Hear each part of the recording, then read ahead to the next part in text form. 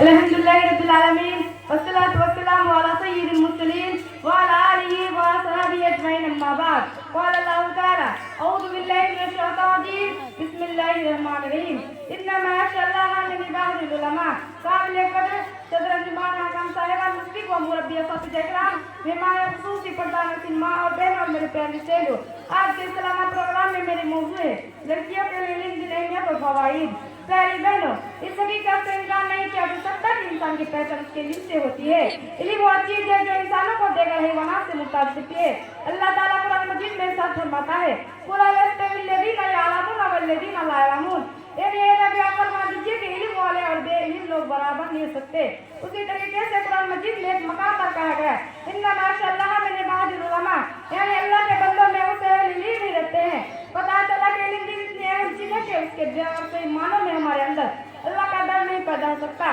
دینی بہنوں، علم دین کی طلب اور اس کا حصول مسلمان مرد عورت کے لیے لازم ہے۔ ابن ماجہ کی صحیح حدیث ہے، سرور کونین صلی اللہ علیہ وسلم فرماتے ہیں طلب العلم فریضۃ علی کل مسلمین، یعنی علم دین حاصل کرنا ہر مسلمان پر فرض ہے۔ اس حدیث میں آپ صلی اللہ علیہ وسلم نے ہر مسلمان کہا ہے، اس میں مرد اور دونوں شامل ہے، مگر یہ انتہائی افسوس کی بات ہے کہ اب جب تو لڑکیوں کو تعلیم میدان سے دور کرنے کی کوشش کی جاتی ہے، اور اگر ہمیں تعلیم دی بھی جاتی ہے تو بس دنیا بھی، جبکہ دین کا ضروری علم لڑکیوں کے لیے زیادہ ضروری ہے، کیونکہ اگر ایک لڑکا دین کا علم حاصل کرتا ہے تو اس سے صرف اس کی ذات کا فائدہ ہوتا ہے، جبکہ ایک لڑکی کی تعلیم دراصل ایک کنبے کی تعلیم ہے۔ اسی لیے کہ یہ لڑکا آگے چل کر اپنے حاصل کیے ہوئے علم کی روشنی میں اپنی اولاد کی تربیت کرے گی اور پورا ایک گھرانہ اس کی تعلیم اور تربیت سے فائدہ ہوگا۔ لڑکیوں کے لیے دین کی اہمیت کے پیش نظر ہماری شریعت نے مختلف انداز سے ان کی تعلیم پر زور دیا ہے۔ آپ دیکھیں رسول اللہ صلی اللہ علیہ وسلم نے ایک دن کی عورتوں کے موضوع نصیب کے لیے خاص کر کہا تھا، اس لیے تو کہ ان کو دین کا علم حاصل ہوتا ہے۔ آپ صلی اللہ علیہ وسلم نے عورتوں کو جانے کا تاکید کیجیے،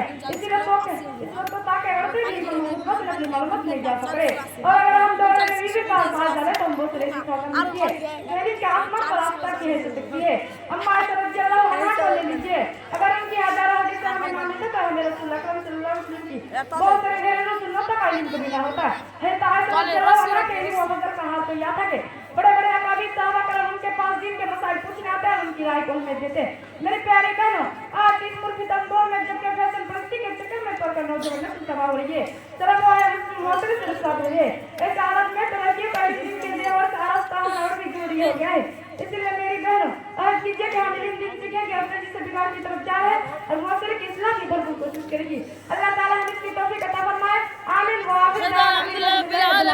السلام علیکم وعلیکم السلام۔